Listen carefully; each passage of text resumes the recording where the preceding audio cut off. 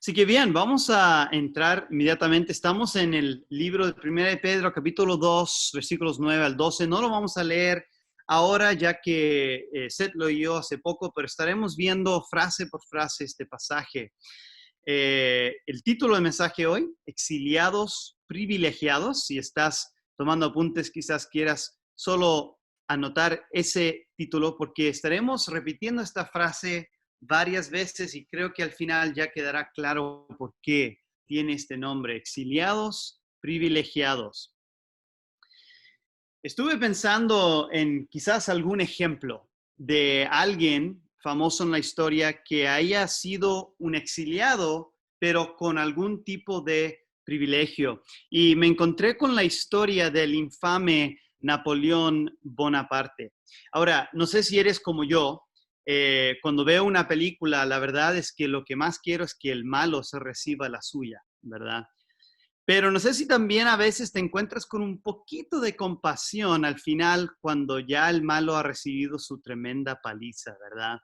Cuando ya su castigo parece ser quizás un poco demasiado. Pero hay un malo que sinceramente no puedo tener compasión por él y es Napoleón. Y la razón es que él fue un típico tirano, ¿verdad? Tomó poder de toda Europa prácticamente, pero al final fue derrotado. Y lo interesante, la razón que no puedo tener mucha compasión por él es que se le dio una oportunidad única. Eh, Como casi todo malo, él perdió, pero a diferencia se le dejó sobrevivir y se le dio un imperio.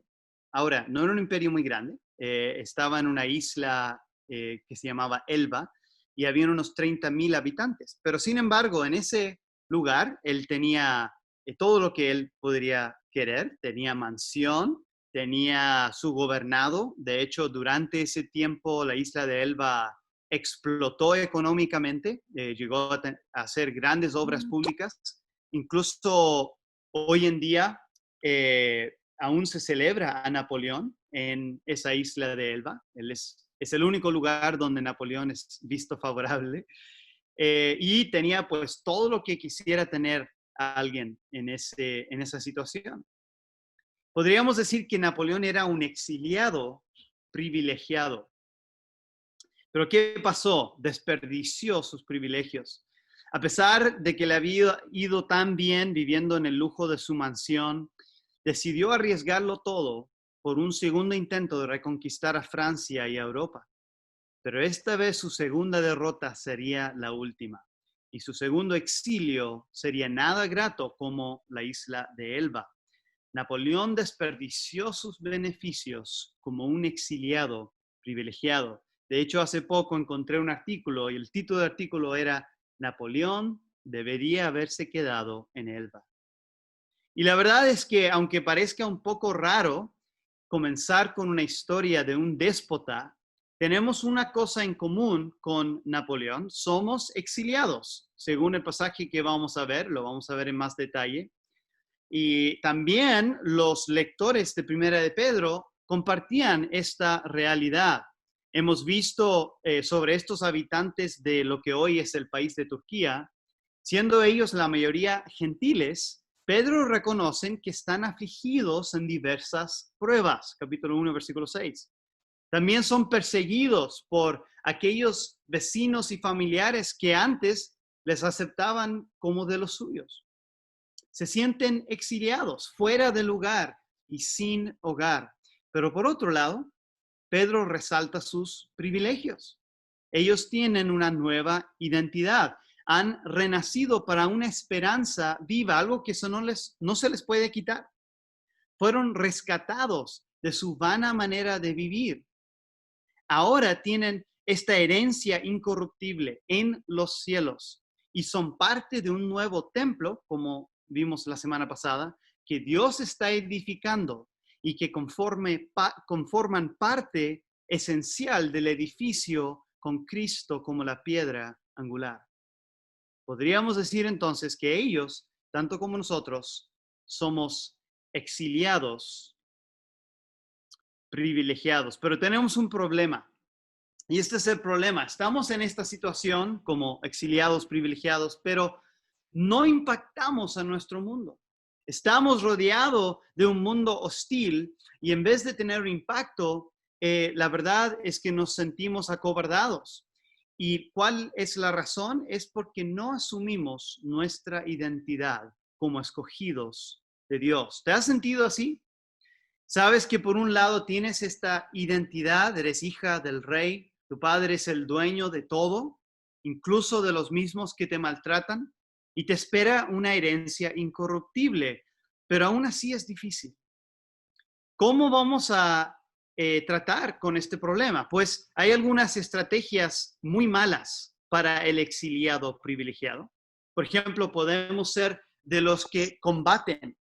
En Juan 18, Pedro intentó combatir, él cortó la oreja incluso de un soldado intentando defender a Jesús, pero Jesús le dice, no, Pedro, tenemos que beber la copa. El combate no es la solución al exilio privilegiado. Algunos intentan condenar, se aíslan, se ponen en sus pequeñas comunidades cristianas y lanzan sus condenaciones al mundo, diciendo, yo soy mejor que tú. Y que dice 1 Corintios 6:11, así erais algunos. O sea, no lances tus condenaciones porque tú eres de lo mismo, excepto de cómo Cristo te ha rescatado. Tampoco debemos conformarnos, esto sería otra estrategia, conformarnos al mundo. Romanos 12 dice, no os conforméis al mundo. ¿Sabes lo que pasa cuando tú te conformas? Ya llegas a ser irrelevante. Hay cero impacto en tu mundo cuando tú te conformas. Estas no son buenas estrategias para el exiliado privilegiado. ¿Cuál sería entonces una buena estrategia? ¿Cómo podemos evitar el fin de Napoleón? Él desechó los beneficios que tenía siendo un exiliado privilegiado. Te voy a decir cuál es la estrategia ganadora. Y es la proposición de hoy. Porque Dios te ha escogido como exiliado privilegiado. Confronta a tu mundo con una vida de pureza personal.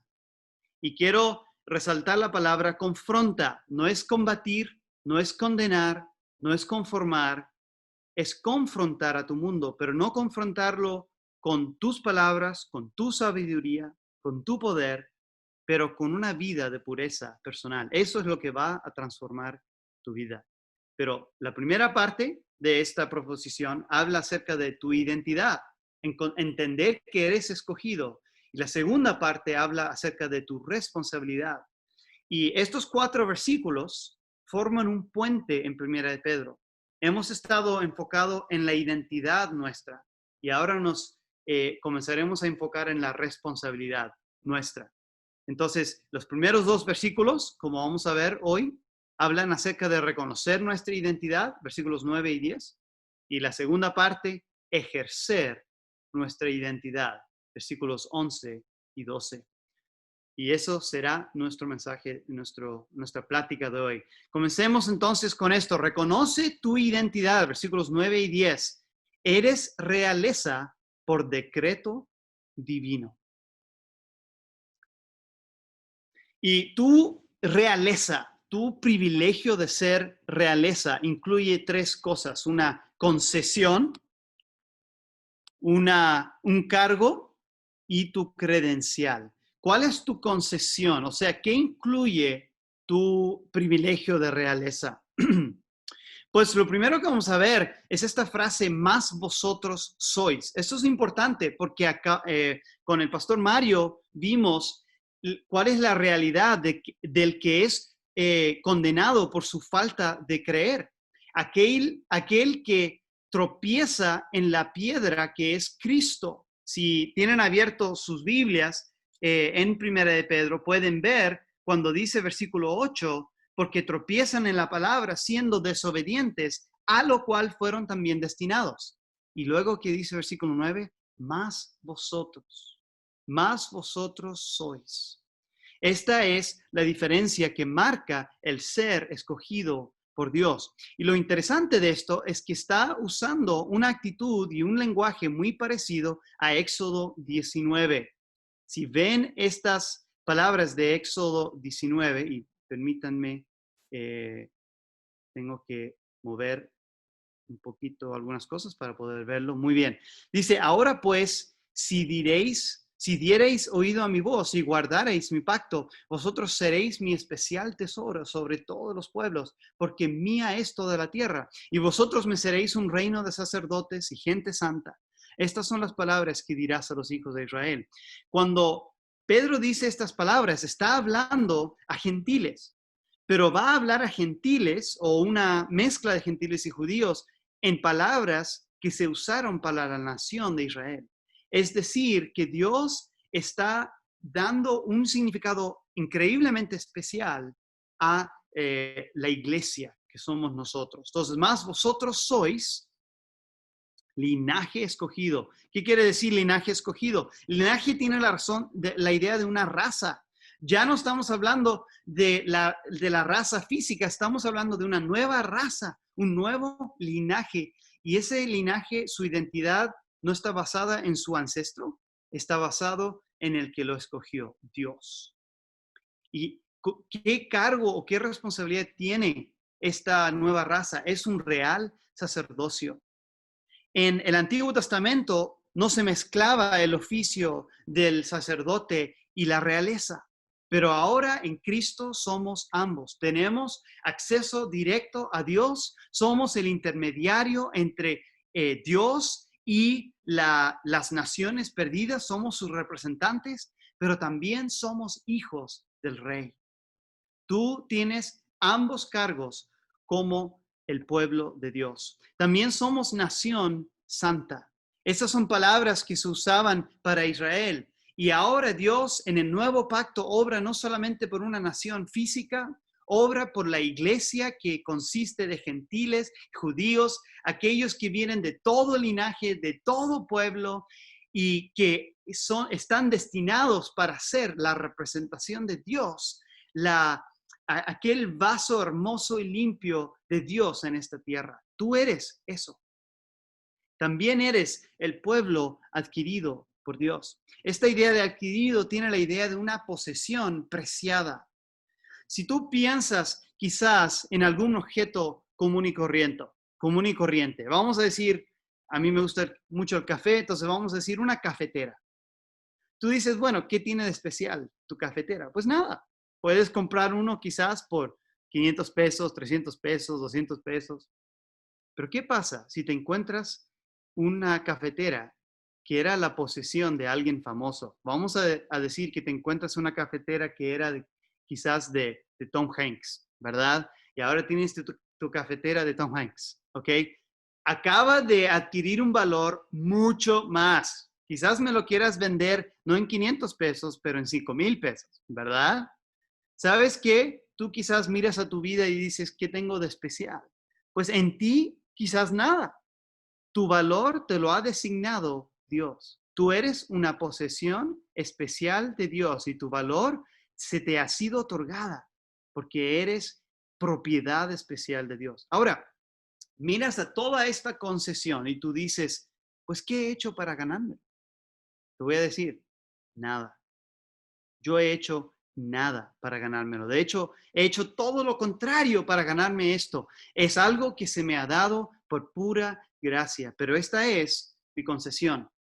Pero ¿sabes qué? La realeza no solamente tiene una concesión, tiene un cargo. Si tú eres el duque de una cierta área de la región, viene con un cargo. ¿Cuál es el cargo del pueblo de Dios? Para que anuncies las virtudes de aquel que os llamó de las tinieblas a su luz admirable. Si ves las palabras ¿para qué? Indica que hay un propósito. El típico privilegiado busca usar sus privilegios para su propio beneficio. Pero nosotros tenemos nuestros privilegios para otra razón. ¿Cuál es? Es esta: anunciar las virtudes de aquel. ¿Ok? Virtudes. Estamos hablando de algo que vale la pena mencionar. Si es que te gusta tu equipo de fútbol o tu restaurante favorito, tú vas a encontrar la manera de halagarlo, de alabarlo. Nosotros fuimos escogidos para anunciar las virtudes del que nos llamó. Y Él nos llamó de tinieblas a su luz admirable. Fue una transformación completa. No es que teníamos un poco de oscuridad y necesitábamos una linterna. No, estábamos perdidos en una cueva oscura y ni siquiera sabíamos que había luz. Y cuando primero se alumbró luz, no la reconocíamos como luz, la veíamos como algo que nos cegaba, la veíamos como el enemigo y poco a poco la luz ganó sobre las tinieblas y ahora pertenecemos a Dios. No tuvo nada que ver con nosotros. Nuestro cargo es anunciar a otros lo que nos ha pasado a nosotros. Y diremos entonces, ¿cuál es mi credencial? La realeza tiene su credencial, tiene aquella marca que pone sobre el sobre y con ese sobre cuando se envía lleva la autoridad de la realeza. ¿Cuál es tu credencial? Vosotros que en otro tiempo no erais pueblo, pero ahora sois. En otro tiempo no habíais alcanzado misericordia, pero ahora sí. ¿Sabes cuál es tu credencial? Es que Dios te ha marcado con el símbolo de pueblo y misericordia. Y esto es una alusión al libro de Oseas. Si ves aquí, dice Oseas, sabemos la historia de Oseas, un profeta que se le dijo que debía casarse con una prostituta, se casó con ella y concibió 2 hijos. Y los nombres de esos hijos tienen un significado. El primero era Lo Ruama, no compadecido. El segundo era Lo Ami, no pueblo mío. Porque Dios estaba diciendo, ustedes se han comportado como si no fueran compasivos y como si nadie los hubiera tomado como su pueblo. Gomer, la prostituta, había sido redimida por Oseas. Había vivido en un matrimonio feliz y luego había rechazado eso y había huido. Y Dios dice, mira, yo les redimí como mi pueblo, pero luego ustedes se fueron y actuaron como si fueran las no compadecidas, como si fueran las no pueblo. Pero ¿qué pasa? Ahora sois pueblo. Ahora habéis alcanzado misericordia. Yo fui al lugar de esclavitud, al mercado, y otra vez les compré. ¿Sabes qué? Tendré misericordia de la no piedad. Llamaré pueblo al que tiene en su frente el nombre sin pueblo. ¿Y sabes lo que dirás al final? Dios mío. Este es tu credencial. Sobre tu frente dice, no piedado, pero alguien lo cruzó, lo tachó y puso, alguien tuvo piedad de mí. Eso es lo que dice. Y decía, sin pueblo, pero alguien dijo, mi pueblo. Y tú respondes diciendo, Dios mío. Esa es tu credencial, no tienes otra. Tú no muestras tu credencial y dices así como el título que pones en tu pared de tu oficina, mi licenciatura, mi maestría, mi no sé qué. No, esa no es tu credencial. Tu credencial es, alguien ha tenido piedad de mí, alguien me ha llamado su pueblo por pura gracia y a él te quiero presentar. Esa es tu identidad. Tú debes reconocer tu identidad, pero aparte, segundo, tú debes ejercer tu identidad. Ejercer tu identidad significa conquistar al mundo por tu pureza, o en otras palabras, confrontar al mundo con una vida de pureza personal. Primero veremos en versículo 11 que la verdadera batalla para el exiliado privilegiado no es externo, es con él o ella mismo. Ese versículo 11, amados, yo os ruego, como a extranjeros y peregrinos, que os abstengáis de los deseos carnales que batallan contra el alma. Como pueden ver, aquí tenemos el tema muy claro de extranjeros y peregrinos. Y Pedro comienza con un ruego. Estas son palabras diseñadas para motivar al corazón. Es un ruego. Y esta exhortación viene de un amado. Él dice, yo sé que están experimentando. En este momento Pedro escribía de Roma.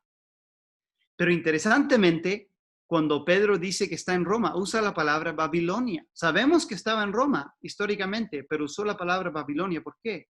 Porque él está comparando el exilio que él siente y que ellos sienten al exilio que experimentaron los judíos en Babilonia. Sabemos cómo es estar exiliado, pero te ruego, extranjeros y peregrinos, porque sé cómo es, entiendo que son extranjeros y peregrinos, pero esto es lo que te ruego, que os abstengáis de los deseos carnales que batallan contra el alma. ¿Saben cuál es nuestro enemigo? Aquí estamos rodeados de aquellos que parecen ser nuestros enemigos y quizás lo son, pero el verdadero enemigo es aquello que me descalifica como para ser un testimonio efectivo de Dios. Ese es tu enemigo. Y lo que nosotros necesitamos es abstención, es una guerra de abstención contra los deseos carnales. Gálatas 5:17 lo ilustra muy claramente con este versículo. El deseo de la carne es contra el espíritu y el espíritu es contra la carne. Y estos se oponen. Quiere decir, no hay un término medio, no hay un punto en que tienes un poco de espíritu y un poco de carne, no hay una decisión que tú haces en el día que es 50% motivado por el espíritu, 50% motivado por la carne, es uno o el otro en cualquier momento de tu vida. Y lo que pasa es que tú no puedes hacer lo que tú quieres. O estás siendo controlado por el espíritu o estás siendo controlado por la carne. Uno de los dos. Como dijo alguien, tienes que servir a alguien. Tienes que servir a alguien. Y eso no lo dijo un cristiano, por si acaso. Pero segundo, vamos a ver que la batalla interna que está ocurriendo dentro de ti resulta en un cambio externo. Dice dice versículo 12, manteniendo buena vuestra manera de vivir entre los gentiles. Este cambio que va a ocurrir externamente nunca va a funcionar si no has peleado la guerra interna. ¿Te acuerdas de las malas estrategias que vimos? Combatir, condenar y conformar. Si tú te estás conformando, si te estás conformando a los deseos del mundo, como dice Primera de Juan, estás amando lo que ama el mundo, los deseos de la carne, de los ojos, el orgullo de la vida. Si estás viviendo así, tendrás cero impacto en tu mundo. Y hay muchos cristianos o así llamados cristianos, muchos, que enseñan una doctrina que básicamente te anima a conformarte a los que están a tu alrededor. Pero eso es una gran mentira, porque el momento que tú eres como aquellos a tu alrededor, has llegado a ser irrelevante. El momento que yo intento contar los chistes que cuentan mis vecinos, actuar como actúan mis vecinos o mis colegas inconversos, en ese momento he llegado a ser irrelevante. Soy como ellos. La estrategia que necesito tomar es el de confrontarles con una vida de pureza moral, personal, entre los gentiles. ¿Sabes lo que nos dice esta frase? Que escaparte y vivir en tu comunidad cristiana aislada, que es algo muy fácil para todos nosotros hacer, sobre todo en un lugar como Monterrey, donde hay muchas iglesias. Cuando tú estás ahí lanzando tus bombas de condenación, ¿verdad? ¿Sabes qué? Tienes cero influencia.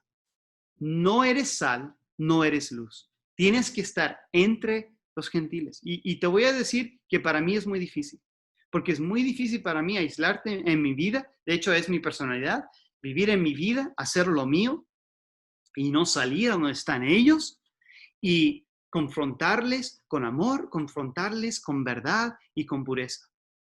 Pero ese es el llamado al cual nos invita Pedro. Combatir, condenar, conformar no funcionan, pero confrontar a tu mundo, ahí es donde Dios hará una gran obra. Y eso es lo que vemos aquí. ¿Cuál será el resultado al final? Si es que combatimos con nuestros propios deseos, nuestros propios, hacemos batalla con nuestra carne, ¿cuál será el resultado? Pues algunos de tus enemigos ganarás a Cristo. Para que en lo que murmuran de vosotros como de malhechores, hablemos de esa frase. ¿Sabes que tú representas una amenaza a los que están a tu alrededor? Es tan grande esa amenaza que ellos llegan a verte como malhechor. ¿Sabes que hoy en día, y yo veo esto en Estados Unidos, no sé si será aquí, así aquí o en todo país, pero los que apoyan a aborto han llegado a tratar el aborto como el plano moral alto. Es decir, los que dicen que las mujeres tienen libertad de abortar, ellos son los morales. Pero aquellos, nosotros los bárbaros, que insistimos que las mujeres no pueden abortar, nosotros somos malhechores. Nosotros somos del plano moral bajo. Imagínate cómo han trastornado esto. Nosotros hemos llegado a ser los malhechores en sus ojos. Tanta oscuridad tienen en sus vidas que no pueden ver el asesinato que están cometiendo. Y sabes que así va a ser nuestra realidad más y más. Esa es la realidad, pero sabes que aquellos que nos ven como malhechores y murmuran contra nosotros, un día, algunos de ellos podrán glorificar a Dios en el día de visitación. Eso quiere decir, el día en que Cristo regresa, este término día de visitación puede ser un día de juicio, puede ser un día de bendiciones, un día que marca un paso en el plan de Dios. Entonces, no sabemos exactamente, pero probablemente se refiere a la segunda venida. Cuando llegue Dios a arreglar cuentas, algunos de ellos podrán ser de los que están glorificando a Dios voluntariamente. ¿Por qué? Porque consideraron vuestras buenas obras. Tu testimonio de vida y pureza moral será aquel herramienta que usa Dios para transformarles y prepararles para su llegada. Increíble, increíble pensar eso. Me recuerda el pasaje que dice que las esposas que viven vidas justas ante sus esposos inconversos, después de un tiempo, quizás mucho tiempo, quizás vean transformadas las vidas de esos esposos por su fiel, constante vida ante ellos. Para concluir, recordamos nuestra enseñanza. Esto es lo que Pedro nos quiere enseñar hoy. Porque Dios te ha escogido como exiliado privilegiado, como aquel tipo de persona que está viviendo en exilio, pero con una inmensa cantidad de privilegio. ¿Cómo puedes vivir? No combatiendo, no condenando. Perdón, mi cerebro se apagó. No conformando, pero confrontando a tu mundo con una vida de pureza personal. Esa es la estrategia que ganará al final. Ahora, hemos hecho muy poca aplicación, hemos presentado el pasaje, pero ahora es tiempo de que pensemos en nosotros. Y la primera parte de la conclusión que quiero que meditemos, de la aplicación, es esto. ¿Has aceptado tu identidad de exiliado privilegiado? ¿Tienes una perspectiva pobre de ti mismo? ¿Piensas de ti como un esclavo? ¿De ti mismo como un esclavo? ¿Piensas de ti mismo como la víctima? Pues Pedro te dice unas palabras increíbles. Te dice que tú eres linaje escogido. ¿Cómo se comporta uno de linaje escogido en Juárez o Guadalupe? ¿Verdad? ¿Cómo se comporta alguien que es un real sacerdocio en tu situación y en mi situación? Alguien que es parte de la familia real, alguien que es un sacerdote, un representante entre Dios y el hombre. ¿Cómo se comporta tal persona? ¿Cómo se comporta alguien que es parte de una nación santa escogida? ¿Cómo piensa diferente? ¿Sabes qué? Un cambio es que tenemos un gozo por dentro.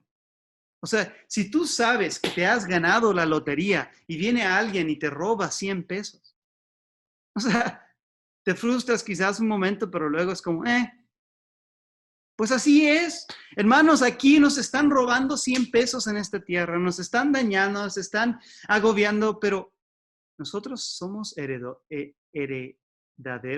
de la riqueza eterna de Dios. ¿Te está afectando a tu forma de pensar? La verdad es que yo muchas veces no pienso así. Pero ¿cómo transformará mi vida cuando piense así? La segunda pregunta tiene que ver con la práctica. ¿Qué pecado estás aceptando en tu vida hoy que te impide tener un impacto en tu mundo? ¿Dónde no estás peleando la batalla con tu carne y por lo tanto no estás teniendo un impacto en tu mundo? ¿Dónde estás, en vez de vivir como un extranjero y peregrino, te estás conformando? No te estás absteniendo de tus deseos carnales, los estás acogiendo, los estás siguiendo. Y por lo tanto, cuando estás alrededor de tus enemigos, te ves como ellos.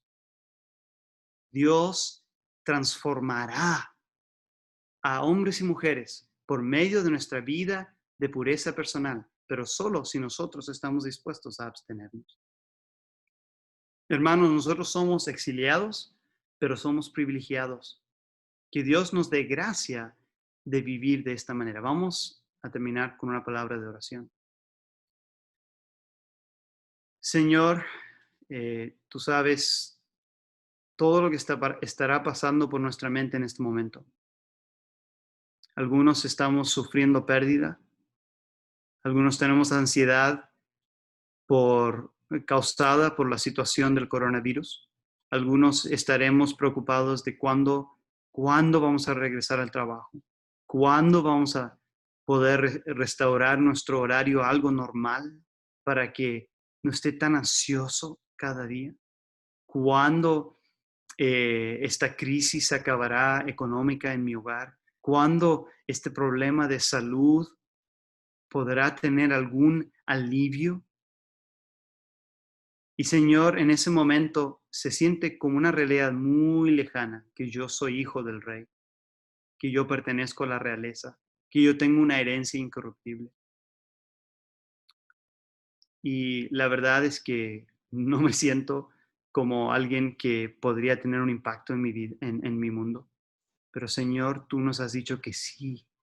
Hoy, aquel ídolo, aquel tentación que ha gobernado en mi vida, si yo me rindo a Dios y como un hijo del rey le digo con el poder del Espíritu Santo, no a mí mismo, veré una transformación en mi vida que tendrá un impacto en otros. Al anunciar las virtudes de que me trajo de oscuridad a luz, con palabras simples, otros verán y te seguirán y te alabarán.